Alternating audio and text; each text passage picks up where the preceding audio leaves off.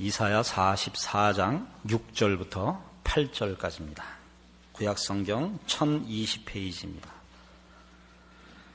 이사야 44장 6절부터 8절까지입니다. 이스라엘의 왕인 여호와, 이스라엘의 구속자인 만군의 여호와가 말하노라. 나는 처음이요 나는 마지막이라. 나 외에 다른 신이 없느니라. 내가 옛날 백성을 세운 이후로 나처럼 외치며 고하며 진술할 자가 누구뇨? 있거든 될 일과 장차 올 일을 고할지어다. 너희는 두려워 말며 겁내지 말라.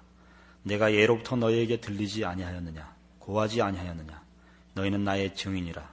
나 외에 신이 있겠느냐? 과연 반석이 없나니 다른 신이 있음을 알지 못하노라. 아멘. 오늘 본문에는 하나님께서 창조주시요 섭리자시요 심판자인 것을 주장하시는, 또 설명하시고 확인시키는 내용으로 되어 있습니다. 6절에 있는 것 같이 나는 처음이요 나는 마지막이라. 나 외에 다른 신이 없다. 또한 내가 옛날 백성을 세운 이후로 나처럼 외치며 교하며 진술할 자가 누구뇨? 라고 말씀하시며 있거든 될 일과 장차 올 일을 구하라 라고 주장하십니다. 그러니까 장차 될 일을 구하라 라는 것은 하나님만이 예언하실 수 있다는 뜻이고, 하나님이 장래 될 일을 예언하실 수 있다는 것은 하나님만이 그 결과를 그의 장중에 쥐고 계시다는 뜻이죠. 그것은 결과를 만들어내기 위한 어떤 수단과 재주가 있다는 뜻보다 더 크게 하나님의 계획과 목적이 곧 역사다, 그런 얘기입니다. 바로 이런 의미가 이제 우리 예수를 믿고 사는 사람들에게 있어서 중요한 신앙의 내용이 되며 소망이 됩니다. 또한 큰 위로가 됩니다.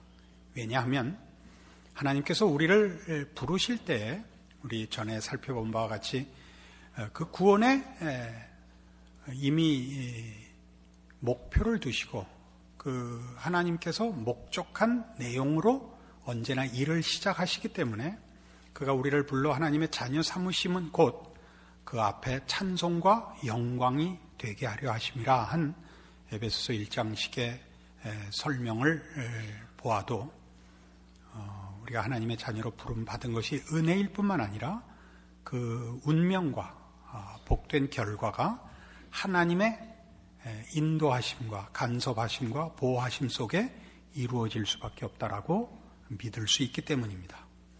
그러나 이런 설명은 우리가 신앙의 현실 속에서 우리가 너무나 많은 좌절을 맛보기 때문에, 구체적으로 우리 개인의 신앙에 대하여 우리가 절망할 때가 너무 많기 때문에 자칫 이런 문제는 외면당하고 자신의 못난 것과 또는 신앙생활하기에 너무나 힘든 현실로 인하여 적지 않은 신자들이 늘 의기소침한 채 또는 체념한 채 사는 것이 현실의 다반사로 여겨집니다. 오늘 그 문제를 하나님의 창조주 되심과 역사의 주인 되심으로 성경에 설명된 그 내용이 갖는 우리의 믿음의 가장 중요한 내용을 확인하여 우리 믿음의 힘을 삼고자 하는 것입니다. 창세기 37장에 가시면 우리는 그 구약 성경의 유명한 인물인 요셉을 만나게 됩니다. 구약 성경 57페이지 창세기 37장 5절입니다. 요셉이 꿈을 꾸고 자기 형들에게 고하매 그들이 그를 더욱 미워하였더라. 요셉이 그들에게 이르되 청컨대 나의 꾼 꿈을 들으시오. 우리가 밭에서 곡식을 묵더니 내 단은 일어서고 당신들의 단은 내 단을 둘러서서 절하더이다. 그 형들이 그에게 이르되 네가 참으로 우리의 왕이 되겠느냐? 참으로 우리를 다스리게 되겠느냐? 하고 그 꿈과 그 말을 인하여 그를 더욱 미워하더니 요셉이 다시 꿈을 꾸고 그 형들에게 고하여 가로되 내가 또 꿈을 꾼즉 해와 달과 11별이 내게 절하더이다 하니라. 내가 그 꿈으로 부영에게 고하매 그가 그 꿈으로 부영에게 고하며 아비가 그를 꾸짖고 그에게 이르되 너의 꾼 꿈이 무엇이냐? 나와 네 모와 네 형제들이 참으로 가서 땅에 엎드려 네게 절하겠느냐? 그 형들은 시기하되 그 아비는 그 말을 마음에 두었더라. 우리는 요셉이 그 아버지에게 사랑을 받는 아들이었던 것과 그러나 형들에게 미움을 사서 그가 애굽의 노예로 팔린 것과 또 거기서 억울한 누명을 쓰고 죄수가 된 사건을 알고 있습니다. 조금 더 확인해 보죠. 39장 1절. 요셉이 이끌려 애굽에 내려가며 바로의 신하 시위대장 애굽 사람 보디발이 그를 그리로 데려간 이스마엘 사람의 손에서 그를 산이라. 여호와께서 요셉과 함께 하심으로 그가 형통한 자가 되어 그 주인 애굽 사람의 집에 있으니 그 주인이 여호와께서 그와 함께 하심을 보며 또 여호와께서 그의 범사에 형통케 하심을 보았더라. 좀 더 가죠. 19절. 주인이 그 아내가 자기에게 고하기를 당신의 종이 내게 이같이 행하였다 하는 말을 듣고 심히 노한지라. 이에 요셉의 주인이 그를 잡아 옥에 넣으니 그 옥은 왕의 죄수를 가두는 곳이었더라. 요셉이 옥에 갇혔으나 여호와께서 요셉과 함께 하시고 그에게 인자를 더하사 전옥에게 은혜를 받게 하시며 전옥의 옥중 죄수를 다 요셉의 손에 맡김으로 그 재반 사물을 요셉이 처리하고 전옥은 그의 손에 맡긴 것을 무엇이든지 돌아보지 아니하였으니 이는 여호와께서 요셉과 함께 하심이라. 여호와께서 그의 범사에 형통케 하셨더라. 이렇게 되어 있습니다. 재미있는 것은 이겁니다. 요셉이 형들에게 미움을 사서 사실은 형들이 죽일 작정이었죠. 죽일 작정이었고 맏형 르우벤이 말려서 간신히 죽는 걸 면하고 르우벤이 없는 틈에 남은 형들이 그를 팔아먹었습니다. 우리가 성경에 기록된 내용이나 전체적인 그 흐름 속에서 볼 때 요셉의 이러한 인생의 고난들은 자초한 것으로밖에 이해할 수가 없습니다. 그는 이 시점에선 철부지에 불과했던 것으로 보는 것이 가장 타당해 보입니다. 그는 형들의 미움을 살 만한 소리를 했고 형들이 이미 자기를 미워하고 있는 상황에서 부채질을 해서 결국 사실은 목숨까지 위험한 지경에 갔었고 형들에 의해서 노예로 팔리는 결과를 스스로 자초한 셈입니다. 이 문제로 인해서 요셉을 자꾸 미워하거나 그에게 어떤 무슨 마지막 나중에 그에게 일어난 영광적 결과로 인해서 그에게 어떤 조건이 있었던 것으로 생각하는 건 성경이 의도하는 것이 아닙니다. 그는 철부지였고 경망스럽게 굴어서 형들한테 미움을 사서 지금 여기 팔려갔고 그리고 거기서 또 누명을 쓰고 그건 분명히 억울한 누명을 쓰고 이제 감옥에까지 갇히게 됩니다. 그런데 묘하게도 이 일을 성경은 하나님이 그와 함께 하셔서 형통한 길이라고 얘기하고 있습니다. 그건 앞뒤가 맞지 않는 것이 요셉이 신앙적인 선택을 해서 고난을 초래한 것도 아니고 우리가 보기에도 이런 일들이 요셉에게 복이라고 설명하기에는 너무나 거리가 먼 행보이기 때문에 인생의 여정이기 때문에 여기서 말하는 형통은 사실 우리에게는 이해하기 난감합니다. 그러나 이 문제를 해결하는 성경에 또 다른 힌트가 있습니다. 시편 105편입니다.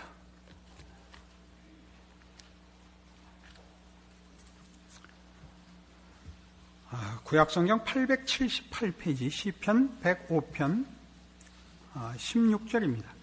그가 또 기근을 불러 그 땅에 임하게 하여 그 의뢰하는 양식을 다 끊으셨도다. 한 사람을 앞서 보내셨으며 요셉이 종으로 팔렸도다. 그 발이 착고에 상하며 그 몸이 쇠사슬에 매였으니 곧 여호와의 말씀이 응할 때까지라. 그 말씀이 저를 단련하였도다. 이렇게 되어 있습니다. 요셉은 종으로 팔렸고 이제 죄수로 감옥에서 고생을 하고 있는데 언제까지 그 고난이 계속되느냐? 여호와의 말씀이 응할 때까지랍니다. 그 말씀이 응하도록 말씀이 저를 단련하였답니다. 그러니까 요셉의 인생 여정이나 그의 행보들은 본인의 철부지적 결과이고 본인의 경솔함으로 자초한 고난의 길이지만 그럼에도 불구하고 그 고난, 그 잘못된 혹은 실패한 억울한 모든 속에서 하나님은 요셉에게서 만들어내고자 하는 일을 만들고 계셨다고 얘기를 하는 거죠. 그러니까 하나님께서 저와 함께 하셔서 저가 형통하다는 것은 요셉의 계획이나 선택이나 능력과 다른 하나님께서 의도하시고 목적하시는 개입과 그 의지의 차원에서의 얘기더라 이겁니다. 어렵죠. 오늘 내내 어려웠습니다. 제가 감수하고 살아야죠.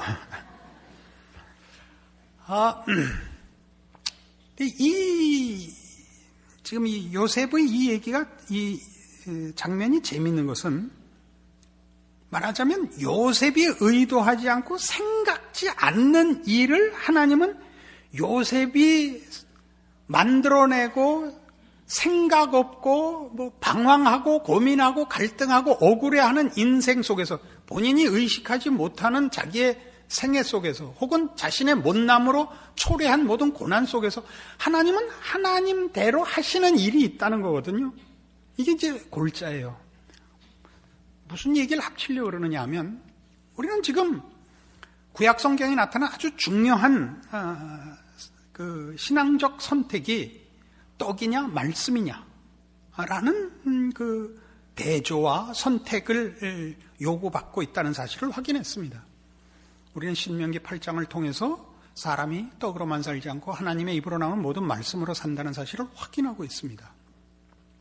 그러나 하나님은 오늘 본문식으로 얘기하자면 인간 앞에 떡과 말씀을 꺼내놓고 어느 걸 선택할래? 라고 묻고 기다리고 선택에 따라서 벌을 주기도 하고 상을 주기도 하는 정도로 떡과 말씀을 꺼내놓는 분이 아니라 말씀의 필요성과 말씀의 복을 결과시키기 위하여 그의 백성들에게 찾아오시고 인생에 개입하시고 주도하셔서 결과를 만들어내시는 분이다 라고 얘기한단 말이죠. 어렵죠.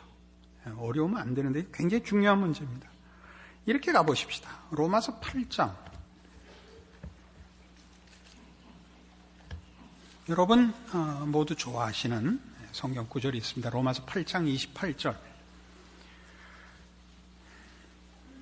신약 성경 250페이지 로마서 8장 28절. 이건 중요한 구절이니까 외우시는 분들이 대부분이겠습니다만 혹 모르시는 분들도 오늘 마음에 꼭 외워놓으시기 바랍니다. 우리가 알거니와 하나님을 사랑하는 자 곧 그 뜻대로 부르심을 입은 자들에게는 모든 것이 합력하여 선을 이루느니라 입니다. 모든 것이 합력하여 선을 이룬다. 우리는 이것이 우리에게 주는 하나님의 약속이요 큰 위로임을 다 알고 있습니다. 그러나 구체적으로는 사실 좀 모호합니다. 어떻게 합력하는지 그리고 이루어진 선, 이루는 선이라는 것이 구체적으로 무엇인지 우리가 사실 좀 모호하죠.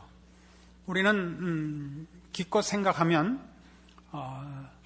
성공하든지 실패하든지 건강하든지 병약하든지 무슨 일이 일어나든지 동으로 가든지 서로 가든지 정도겠죠. 구약 성경이 신명기에서 약속한 대로 하자면 나가도 복을 받고 들어와도 복을 받고 식에 합력하여 선을 이해할 수 있습니다.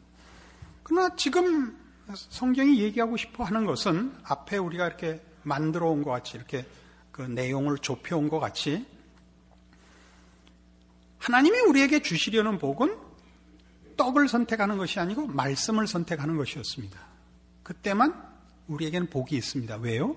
그에게만 진리가 있고 생명이 있고 그에게만 의로움과 거룩함과 진정한 모든 가치가 있기 때문에 우리는 포도나무 가지가 포도에 붙어 있어야 되듯이 하나님을 의지하고 하나님께 우리를 붙들어 매야만 비로소 복이 됩니다. 그렇지 않습니까?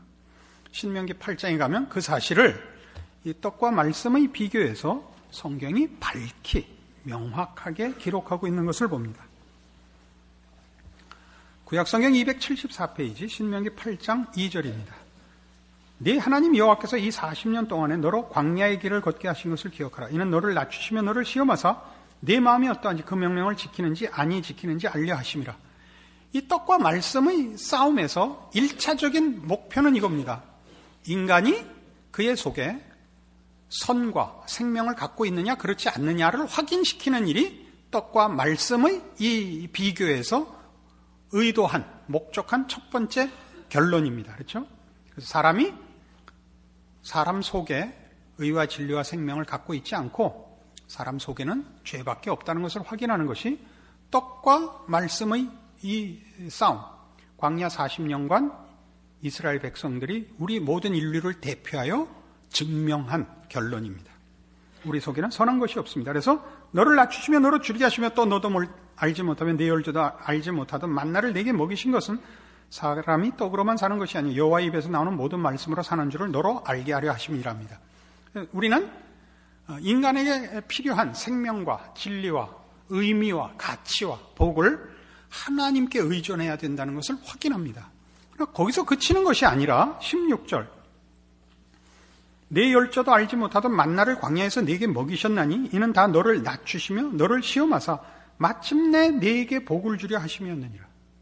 그러니까 그 확인에 그치는 것이 아니라 즉 아까도 설명드린 대로 우리의 신앙이 기독교 신앙이라는 것은 그래서 떡을 선택할래 말씀을 선택할래 이렇게만 제시되는 것이 아니며 인간에게 필요한 것이 떡이 아니고 말씀이다 라고 가르치는 정도가 아니라 말씀을 택할 수밖에 없도록 아니 말씀으로 결과되도록 이 말씀이 주도하고 개입하여 하나님이 부르신 모든 영혼과 인생 속에서 그 결론을 만들어내고야 만다라는데 오늘 우리가 확인하려는 성경의 주장의 그 결론이 있습니다. 세 번에 걸쳐서 지금 아멘 한 번 나온 거예요. 2부부터 해서 우리는 이 지금 얘기한 이 문제의 그 뭐랄까요 중요성을 조금 더 확인할 수 있고 그 확인하면 아마 오늘 이 말씀을 듣는 모든 분들이 위로를 받을 거라고 생각을 합니다.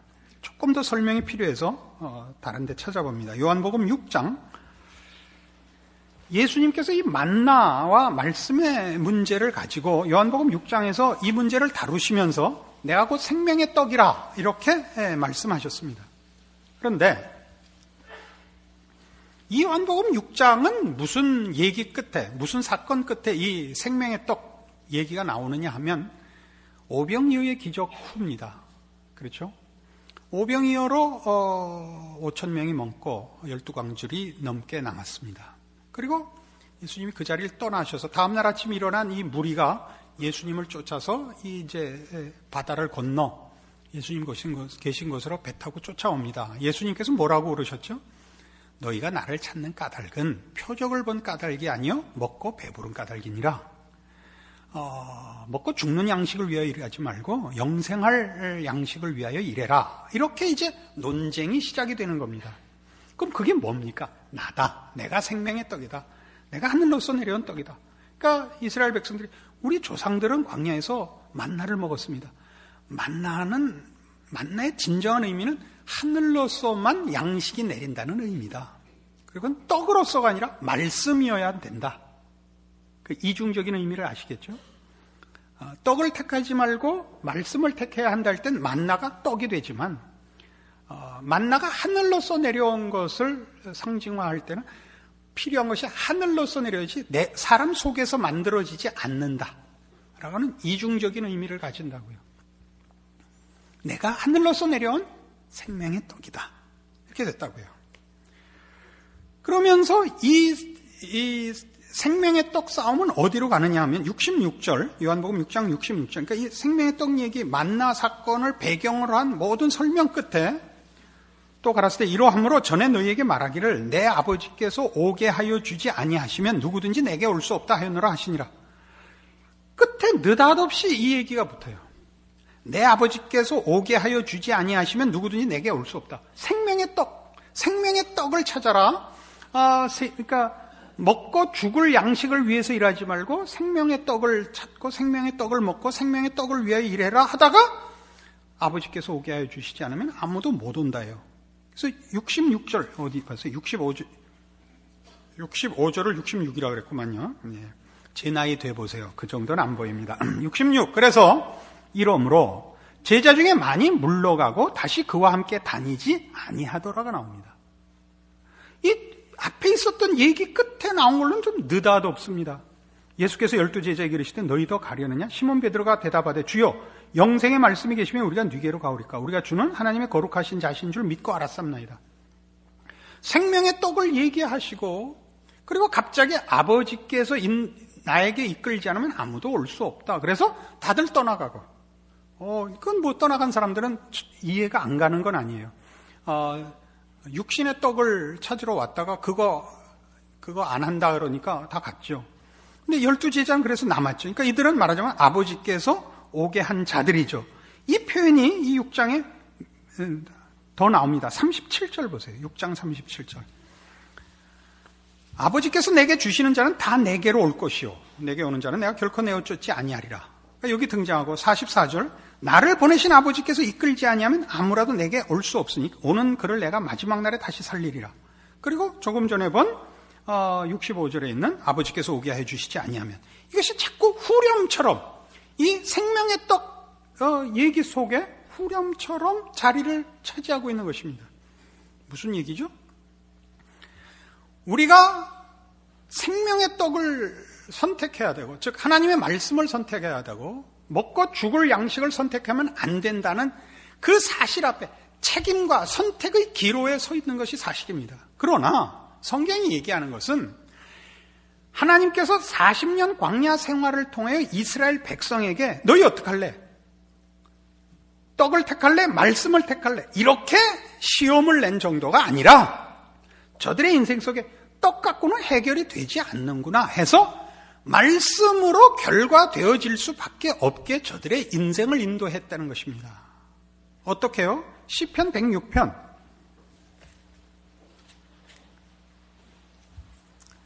구약성경 880페이지 시편 106편 13절입니다.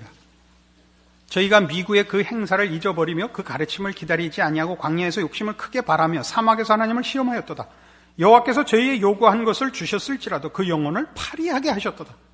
그러니까 말씀을 택하지 않고 떡을 먹으면 떡 갖고는 되지 않더라라는 영혼의 갈증과 영혼의 그 공허함을 저들에게 확인시키셔서 떡을 먹는 떡을 선택한 자들에게 이건 아니다 해서 결국은 말씀으로 오게 하셨단 말이죠. 우리가 세상 사람들을 보면 세상 사람들도 동일하게 우리 믿는 자와 마찬가지로 떡으로는 인간의 그 차원 높은 혹은 속 깊은 행복과 만족을 줄 수 없다는 걸 압니다. 그러나 저들은 그것으로 인하여 선택할 말씀이 없습니다. 말씀이 저들에게 개입되어 있지 않고 저들에게 허락되어 있지 않으니까. 그러니까 저들은 그것으로 더 그 영혼의 공허함을 인생의 이런 그 쓸쓸함을 그것으로밖에는 어떻게 할 수가 없죠. 더 해서 자신을 잊을 수밖에 없죠.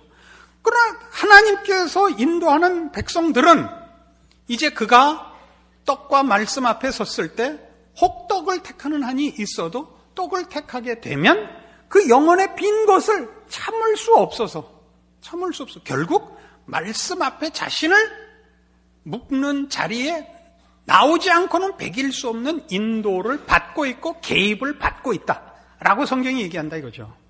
그럼 요셉의 경우를 보자고요. 요셉은 지금 정신없는 지금 고난의 연속을 받고 있습니다. 그 속에서 뭘 느꼈을까요? 인생이란 뭔가, 뭐가 제일 중요한가, 무엇이 필요한가 이 생각을 하게 했단 말이죠. 그리고 그 생각 끝에 말씀을 붙잡는, 하나님을 붙잡는 결론이 될 때까지, 말씀이 응할 때까지 말씀이 저를 단련하는 겁니다. 그럼 아까 약속한 대로 우리의 신앙의 현실을 봅시다. 신앙의 현실은 다 이 몇 가지 범주에 속합니다. 성공했든지 실패했든지, 평안하든지 고난 속에 있든지, 건강하든지 병약하든지 가졌든지 못 가졌든지 요새 자랑할 것이 있든지 고민할 것이 있든지 그 범주에 있는데, 여러분이 어떤 인생의 경로를 겪든 그 형편과 그 시점에서 하나님이 늘 뭘 묻냐 하면 네가 떡을 택했는지 말씀을 택했는지를 물으시면서 내가 택한 것으로 내 마음과 영혼에 만족이 있느냐라고 끊임없이 묻고 놓아두질 않는다고요. 놓아두질 않아요. 떡으로 가면 아무리 떡을 쌓아놓고 아무리 떡을 많이 먹어도 그것으로 아니라는 것을 하나님이 확인시키셔서 이건 아닙니다를 받아내시고, 그것이 아닌 실패한 경우에도 동일한 결론을 만들어내시는데, 어떻게 만들어내시냐면, 목회를 하면 이런 이익이 있습니다. 여러 경우에 인생을 같이 경험하게 되는데, 재미있게도, 그러니까 뭐라 그래야 돼요? 좌절했을 때, 고난을 당할 때, 실패했을 때 사람들은 제정신으로 돌아오는 걸 언제나 봅니다. 돈이 있을 때는 절대 안 했던 생각을, 있던 돈을 다 털어먹으면 갑자기 내가 돈이 있다면 뭐 할 텐데, 그땐 온전한 정신으로 와서 부모님께 잘하고 이웃에게 잘하고 목사님에게 잘하고, 이게 그때 제 앞이니까 붙인 것 같긴 해요. 제정신으로 돌아와요. 누구도 돌아보고 어떻게도 하고 어떻게도 해도. 생기면 절대 안 해요. 건강도 그래요. 건강할 땐 놀러 다니고 아파서 누우면 내가 다시 건강을 찾으면 교사도 하고 성가대도 하고 안내도 하리라 그래. 건강해지면 또 놀러 가요. 이걸 평생 한다고요. 평생. 근데 그걸 여러분이 마치 요셉이 자신의 철부지적인 수준과 경박함으로 인하여 그의 인생을 고난으로 몰아넣었지만, 그것이 그의 인생을 운명짓거나 그의 인생을 결정하지 않고 하나님께서 그에게 만드시려는 것, 뭐죠? 말씀을 붙잡는 것으로 그의 인생에 개입하셔서 어느 형편 어느 모양으로 가든지 형통한 자 됐다라고 성경이 얘기할 수 있는 이유가 우리들에게도 그대로 적용되어서, 여러분이 지금 어떤 형편에 있든지 어떤 수준과 어떤 생각 속에 있든지 하나님이 결국은 이 결론을 만들어내기까지, 그 말씀이 응할 때까지 여러분을 내비두지 않으실 것이다 이겁니다. 이게 이제 절반은 아멘하고 절반은 아멘 안 하는 이유가 뭐냐면, 아멘 하는 사람은 이 말씀이 위로가 되는 것이고, 절반은 좀 있다요 란 말이에요. 그러니까 좋아요. 어차피 각자 개인 차가 있습니다. 개인 차가 있습니다. 그러나 분명한 건 결국은 이 자리에 오고야 말고 하나 더 얘기할 수 있죠. 진정한 기쁨과 만족을 그때 알게 되십니다. 여러분이 인생을 살면서 개인적으로 보란듯이 한번 자기를 증명해 보고 싶은 마음에 대해서 정죄할 마음이 없습니다. 성경도 정죄 안 합니다. 즉 기다리고 있습니다. 하나님이 얼마나 많은 시간과 경우를 기다리고 있는지 말로 할 수가 없습니다. 사람은 못 참죠. 그러니까 제자들이 와서 예수님께 뭐라 그랬죠? 세 번 용서하면 됩니까? 이렇게 물었어요. 뭐라 그러셨죠? 70번씩 7번. 77이 77. 무쌍한. 근데 거기엔 뭐가 있냐고. 결국 이 자리에 끌고 오겠다는 거거든요. 이걸 하나님이 일방적으로 결론을 내시는 것이 아니라 우리의 항복과 고백을 받아내시고 감사와 찬송을 결과시키면서 그 자리에 끌고 오신다니까요. 여기에 말하자면 기독교 신앙에 놀라움이 있습니다. 우리 모두의 항복과 감사를 받아내시는 결론을 하나님께서 모든 부르신 그의 백성들의 인생과 운명 속에서 이루어내고야 마십니다. 얼마나 큰 위로며 얼마나 무섭습니까? 여러분 모두가 이 하나님을 아버지라 부르게 됐고, 그 하나님이 여러분을 불러내셔서 지금 만들고 계시는 줄 아시고, 이렇게 표현하는 걸 용서하십시오. 알아서 기십시오. 기도하십시다. 하나님 아버지 은혜를 감사합니다. 하나님께서 우리의 아버지 되시며 우리의 인생을 축복 축복하셨고 시작하셨고 만드셨고 결과하시니 감사할 뿐입니다. 마침내 우리가 주의 존전에 영광과 찬송과 감사로 설 것을 믿고 감사드립니다. 그러므로 오늘을 살 때 하나님의 사람으로 마땅한 생각과 분별과 결심과 충성과 실천과 인내가 있게 하사 우리로 구원받은 하나님의 백성의 진정한 복을 누리고 사는 신앙의 지혜로운 선택과 결실이 있게 하여 주시옵소서. 예수님 이름으로 기도합니다. 아멘.